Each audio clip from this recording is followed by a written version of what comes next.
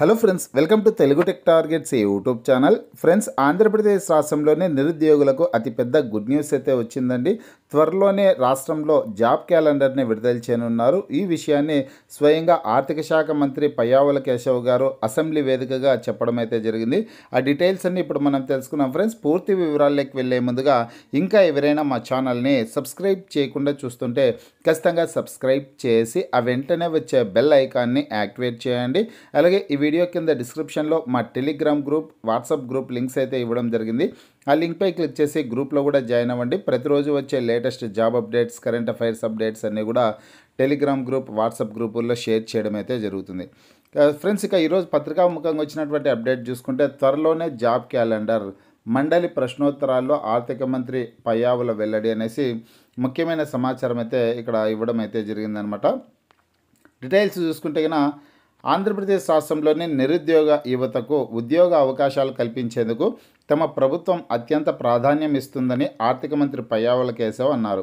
బుధవారం శాసనమండలిలో ప్రశ్నోత్తరాల సమయంలో సభ్యులు అడిగినటువంటి ప్రశ్నకు ఆయన సమాధానం చెప్పారు.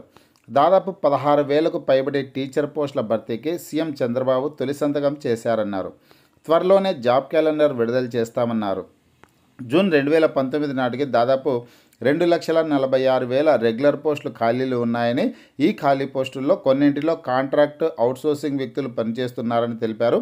రాష్ట్రం నుంచి పరిశ్రమలు, ఇక్కడ ఇది పొలిటికల్ సంబంధించినటువంటి న్యూస్. వీరితో పల్లె ఫ్రెండ్స్కి ఇక్కడ చూసుకుంటే కనుక ఆంధ్రప్రదేశ్ రాష్ట్రంలో త్వరలోనే జాబ్ క్యాలెండర్ని విడుదల చేయనున్నట్లు స్వయంగా ఆర్థిక శాఖ మంత్రి పయ్యావుల కేశవ్ గారు అసెంబ్లీ వేదికగా తెలపడం అయితే జరిగిందండి.